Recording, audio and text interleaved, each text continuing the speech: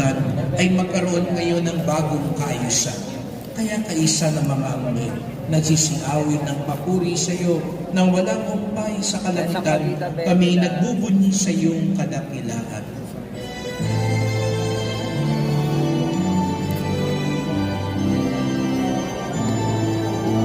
Guys, ang pagitan 20-20 lang po.